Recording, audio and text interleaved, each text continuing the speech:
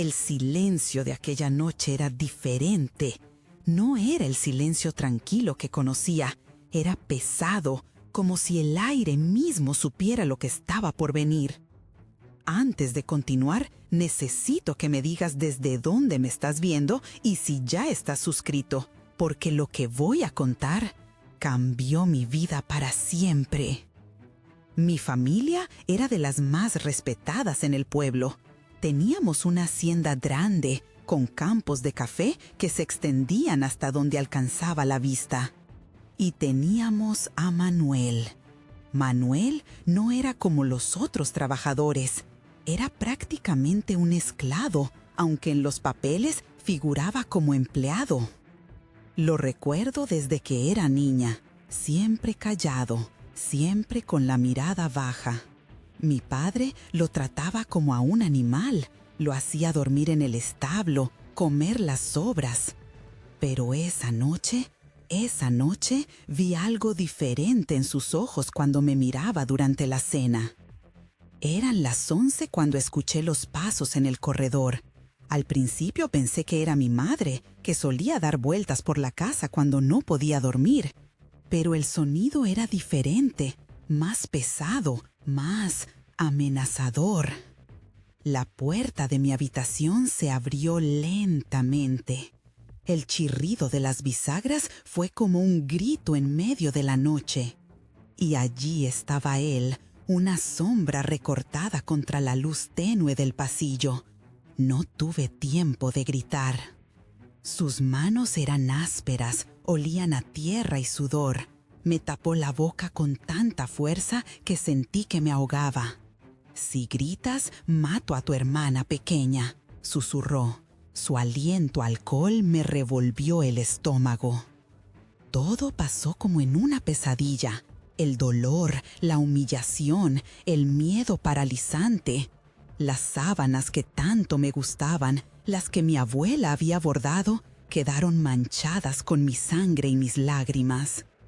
Cuando terminó, se fue tan silenciosamente como había llegado. Me quedé allí, temblando, sintiendo que mi cuerpo ya no me pertenecía.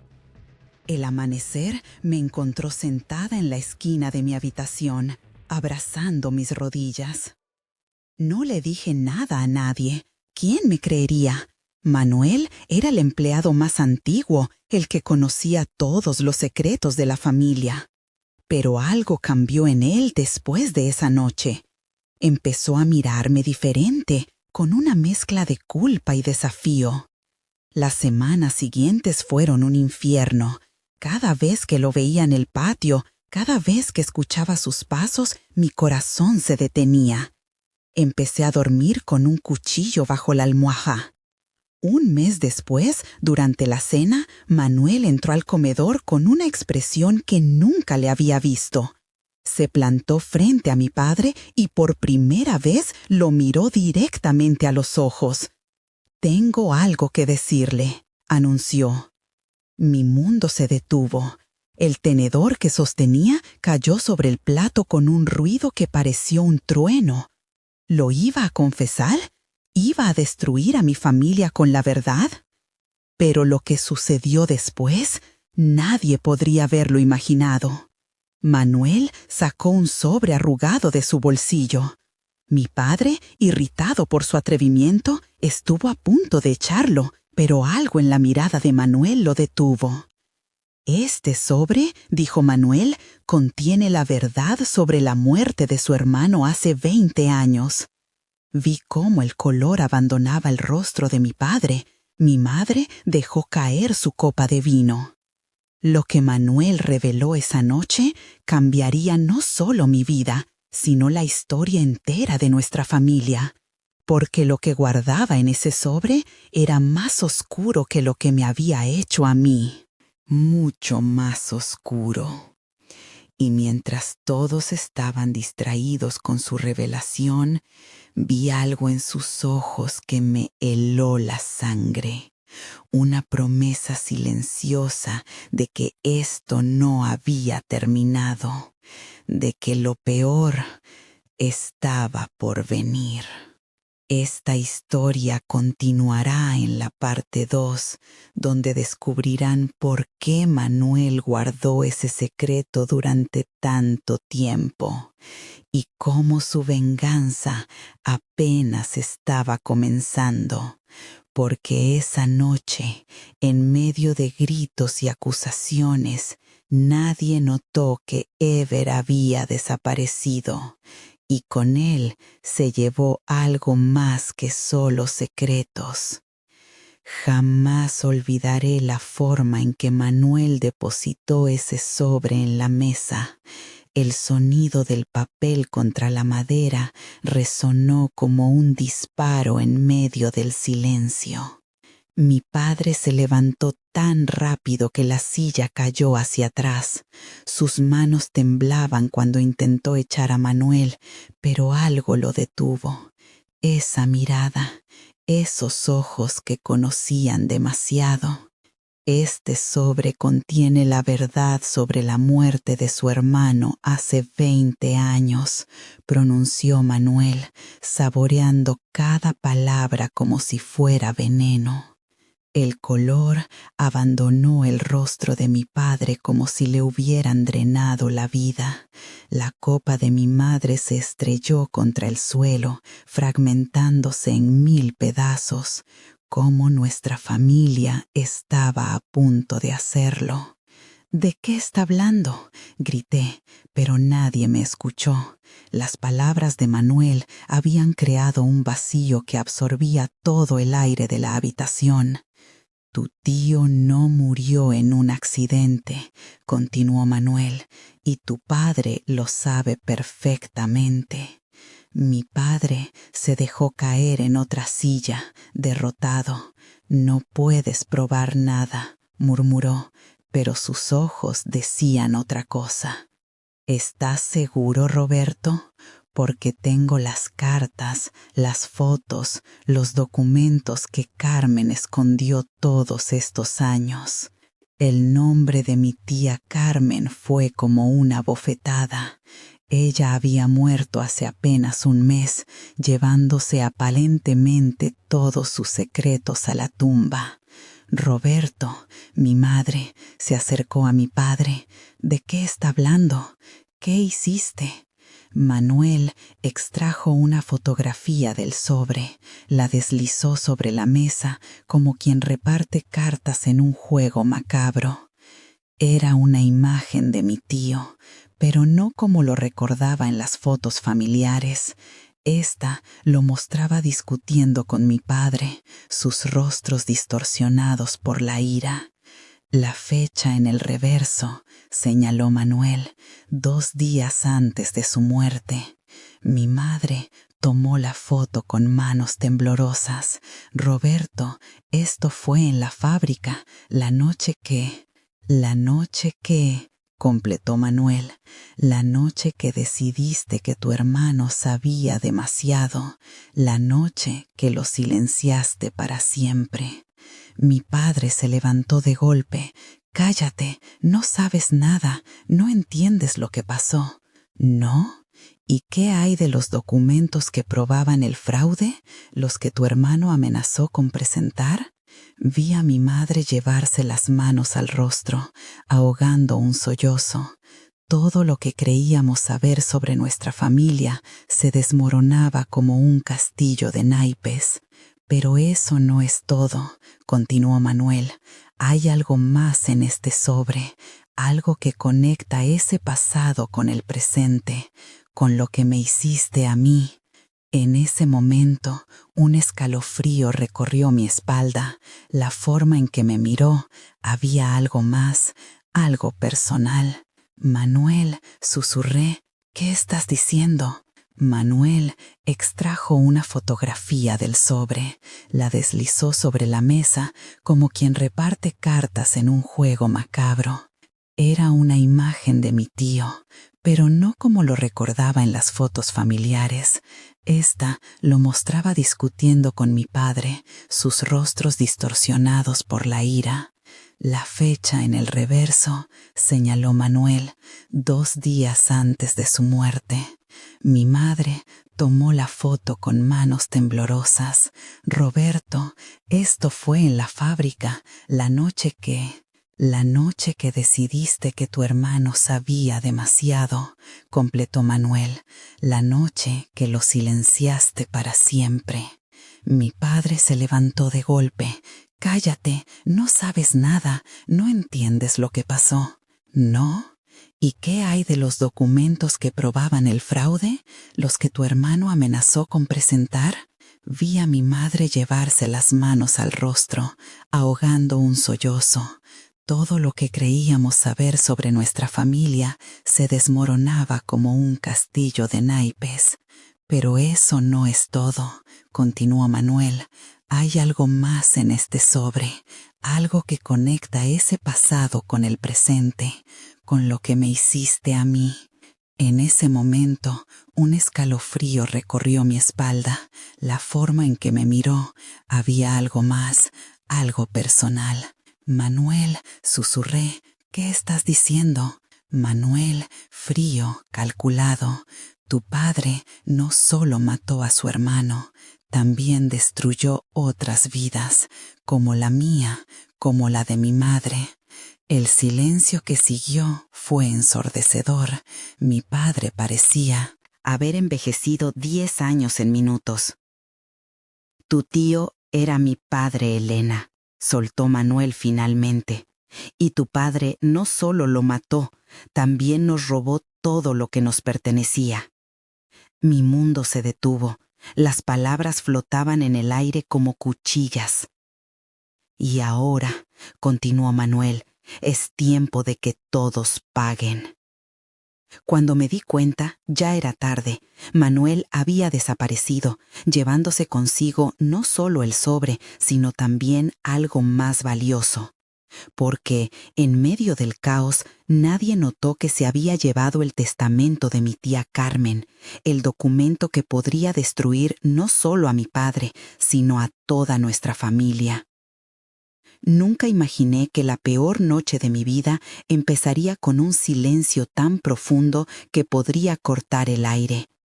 Era una de esas noches de verano en Madrid donde el calor se pegaba a la piel como una segunda capa, pero algo más pesado flotaba en el ambiente de nuestra casa familiar. Mamá había insistido en que todos cenáramos juntos, como en los viejos tiempos. Es importante mantener las tradiciones, dijo mientras acomodaba la vajilla de porcelana que solo usábamos en ocasiones especiales. Pero yo conocía esa mirada suya, esa forma de morderse el labio inferior cuando algo la preocupaba. El timbre sonó exactamente a las 9. Manuel estaba ahí, impecable como siempre en su traje gris, con esa sonrisa que nunca llegaba a sus ojos. Elena me saludó con un beso en la mejilla que me heló la sangre. Desde que había regresado a Madrid 3 meses atrás, algo en él había cambiado. Ya no era el primo distante que recordaba de mi infancia. Ahora había una intensidad en su mirada que me inquietaba. ¿Dónde está papá?, pregunté, notando su ausencia en la mesa. Mamá intercambió una mirada rápida con la tía Carmen, quien apretó su collar de perlas con nerviosismo. «Llegará tarde», respondió secamente. Pero había algo más, lo presentía en la tensión que flotaba en el aire. Durante la cena, Manuel mantuvo una conversación superficial sobre negocios y el clima, pero sus ojos no dejaban de viajar hacia el estudio de papá. En un momento, cuando me levanté para ayudar a mamá con el postre, lo vi deslizarse silenciosamente hacia allí. Mi instinto me gritaba que lo siguiera. Lo encontré revisando el escritorio de papá, sus movimientos precisos y metódicos. ¿Buscas algo en particular?, pregunté, intentando que mi voz no traicionara mi nerviosismo. Se giró lentamente y por un segundo vi algo oscuro cruzar su rostro antes de que su máscara de cortesía volviera a su lugar. «Solo curiosidad, prima», respondió, pero su mano derecha se cerró sobre algo que rápidamente guardó en su chaqueta. «¿Sabías que tu padre guardaba fotos antiguas aquí?». Su pregunta sonaba casual, pero había un filo oculto en sus palabras. Antes de que pudiera responder, un ruido nos sobresaltó. Papá había llegado y su voz resonaba desde el comedor. Manuel se adelantó hacia la puerta, pero antes de salir se detuvo junto a mí. «Hay secretos en esta familia que merecen salir a la luz, Elena», susurró. «Y tú deberías preguntarte de qué lado quieres estar cuando eso suceda». El resto de la noche transcurrió como una obra de teatro mal ensayada. Todos actuaban con una normalidad forzada, pero yo no podía dejar de pensar en lo que había visto. ¿Qué había encontrado Manuel? ¿Por qué papá evitaba mirarlo directamente? Cuando los invitados se fueron, encontré algo en el suelo del estudio, una esquina de fotografía rota. En ella apenas se distinguían dos hombres jóvenes sonriendo. Uno era claramente mi padre, pero el otro tenía los mismos ojos penetrantes de Manuel. Esa noche, acostada en mi cama, no podía dormir. Las palabras de Manuel resonaban en mi cabeza. Secretos que merecen salir a la luz. Sobre mi mesita de noche, la esquina de la fotografía parecía brillar en la oscuridad como una acusación silenciosa. No sabía entonces. Y esa foto era solo el principio, la primera pieza de un rompecabezas que cambiaría todo lo que creía saber sobre mi familia. Y Manuel, con su sonrisa que no llegaba a los ojos, tenía todas las demás piezas. El sonido de pasos en el pasillo me sobresaltó. Era tarde, pero escuché voces susurradas, papá y mamá discutiendo. «Él sabe algo», decía mamá. «No podemos seguir pretendiendo que todo está bien». Me quedé inmóvil en mi cama, con el corazón latiendo tan fuerte que temía que pudieran oírlo. ¿Qué era lo que Manuel sabía? ¿Qué secreto era tan terrible que había convertido nuestra cena familiar en una obra de teatro macabra? La respuesta, lo presentía, estaba en aquella fotografía rota y en los documentos que Manuel se había llevado. Pero algo me decía que descubrir la verdad tendría un precio que quizás no estaba preparada para pagar. Mientras el amanecer comenzaba a asomarse por mi ventana, tomé una decisión. Necesitaba saber la verdad, aunque eso significara enfrentarme a los fantasmas que mi familia había estado ocultando durante tanto tiempo. Y Manuel, lo sabía ahora, era la llave para abrir esa puerta al pasado. Lo que no imaginaba era que esa decisión marcaría el comienzo de una cadena de eventos que cambiaría nuestras vidas para siempre. Porque hay verdades que, una vez reveladas, no pueden volver a ocultarse en las sombras. La sombra del pasado, parte 3. Voz baja y temblorosa. El amanecer comenzaba a filtrarse por mi ventana, dibujando sombras que parecían danzar en las paredes de mi habitación. No había dormido en toda la noche, repasando una y otra vez las palabras de Manuel, intentando encontrar sentido a todo lo que estaba sucediendo. Fala más lenta, pensativa. Mi familia siempre había sido experta en guardar secretos. Los sentía flotando en el aire durante las cenas silenciosas, en las miradas esquivas, en las conversaciones que se interrumpían cuando yo entraba en una habitación. Pero ahora, por primera vez, tenía una pista tangible. Fala con energía contenida. La fotografía que Manuel me había mostrado la noche anterior seguía grabada en mi mente. Una imagen amarillenta de mi abuela, joven y hermosa, junto a un hombre que no era mi abuelo. En el reverso, una fecha y 3 palabras que lo cambiaban todo. Siempre tuyo, Antonio. Me levanté de la cama y comencé a vestirme. Necesitaba respuestas y sabía exactamente dónde buscarlas. El ático de la casa familiar, ese lugar donde los secretos se acumulaban como el polvo sobre los muebles viejos. Mientras subía las escaleras, cada crujido bajo mis pies parecía un grito en el silencio de la mañana. Mi corazón latía tan fuerte que temía que despertara a toda la casa. El ático olía a madera vieja y a memorias olvidadas. Entre cajas y baúles busqué frenéticamente algo que pudiera conectar los puntos, algo que explicara por qué Manuel sabía tanto sobre nuestra familia, por qué mi madre palidecía cada vez que alguien mencionaba el pasado. Y entonces lo encontré, un diario, escondido dentro de una caja de zapatos. La letra de mi abuela, temblorosa pero decidida, contaba una historia que nadie se había atrevido a pronunciar en voz alta. Las palabras me golpearon como una avalancha. Mi madre, la historia que creía conocer sobre su origen, todo era una elaborada mentira, construida para proteger el honor de la familia. Manuel lo sabía, por eso había aparecido en nuestras vidas, por eso me había mostrado la fotografía. Él era el hijo de Antonio, el hermano que mi madre nunca supo que tenía. Mientras guardaba el tío en mi bolso, escuché pasos en la escalera. Mi madre subía al ático, probablemente alertada por el ruido. Nuestras miradas se encontraron y en sus ojos vi el mismo miedo que debía reflejarse en los míos. «Mamá», susurré, «creo que es hora de que hablemos sobre Antonio».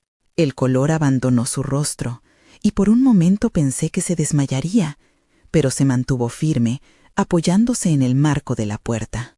«¿Cómo? ¿Cómo lo has descubierto?», preguntó con voz temblorosa. «Manuel», respondí simplemente, y vi cómo el reconocimiento brillaba en sus ojos. El silencio que siguió fue ensordecedor.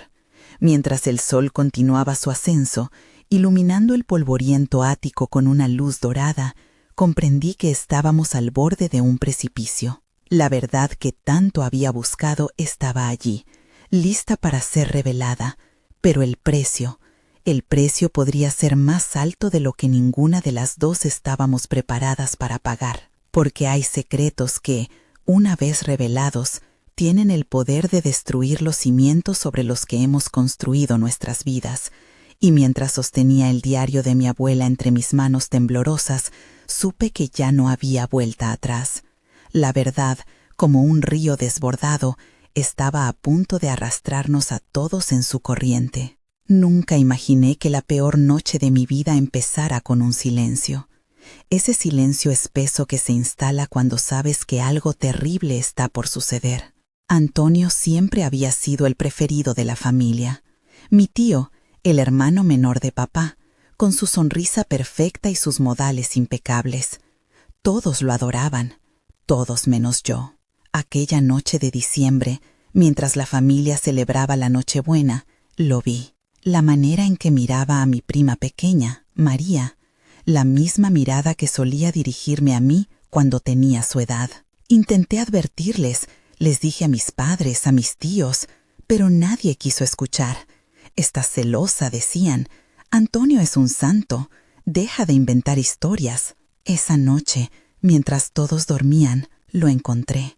En el cuarto de María, mi pequeña María de apenas 11 años. No lo pensé, actué. Grité tan fuerte que desperté a toda la casa. Antonio intentó explicarse, decir que solo estaba arropándola, pero esta vez había testigos. Esta vez no estaba sola. La familia se dividió. Algunos me creyeron, finalmente. Otros prefirieron seguir ciegos. Mi padre no volvió a hablar con su hermano. Mi madre cayó en una depresión profunda. Los años pasaron. Intenté olvidar, seguir adelante. Me mudé a otra ciudad, construí una nueva vida.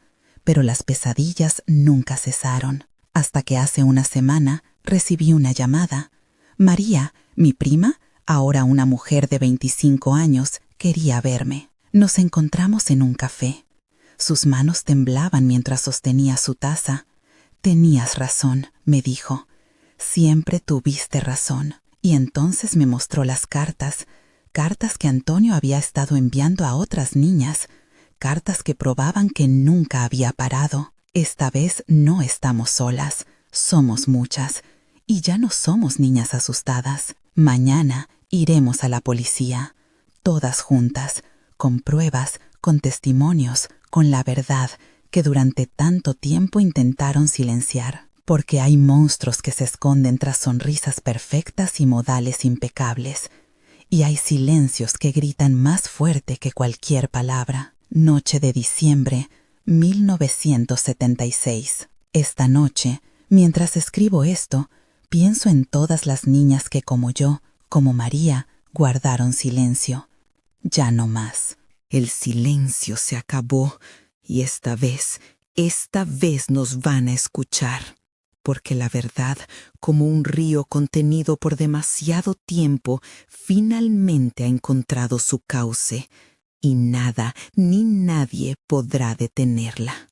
Nunca imaginé que la peor noche de mi vida empezaría con un silencio, ese silencio espeso que precede a las tormentas, que se adhiere a la piel como un sudor frío. Era una noche de verano. Antonio, el nuevo esposo de mi tía Carmen, había llegado a vivir con nosotros hacía apenas 3 meses. Todos lo adoraban. Era educado, carismático, siempre con un chiste en la punta de la lengua. Yo tenía solo 12 años, demasiado joven para entender, pero lo suficientemente mayor para sentir que algo no estaba bien en la forma en que me miraba. Esa noche, mis padres habían salido. Me quedé sola con él y mi prima María, que dormía en el cuarto de al lado. El silencio se volvió más denso cuando escuché sus pasos en el pasillo. Fingí estar dormida cuando la puerta se abrió.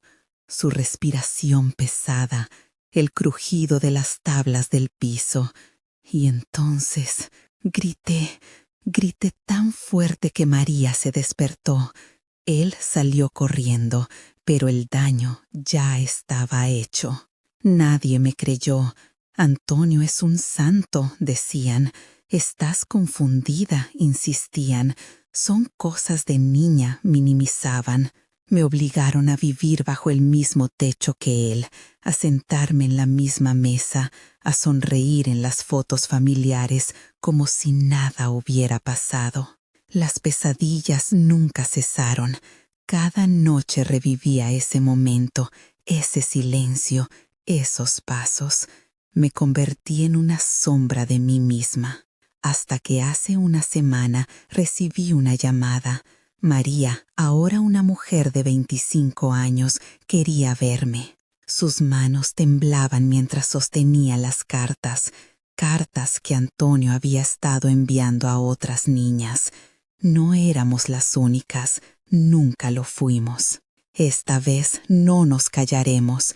Somos 7 mujeres, 7 historias, 7 verdades que ya no pueden ser enterradas. Mañana iremos juntas a la policía, con pruebas, con testimonios, con la fuerza que da saber que no estamos solas. El silencio ya no nos protege, el miedo ya no nos paraliza. Por cada niña que cayó, por cada lágrima derramada en la oscuridad, por cada pesadilla que nos robó el sueño, esta noche escribo estas palabras como un testimonio, como una promesa, como un grito que resonará en cada rincón donde se esconden los monstruos con rostro de santos.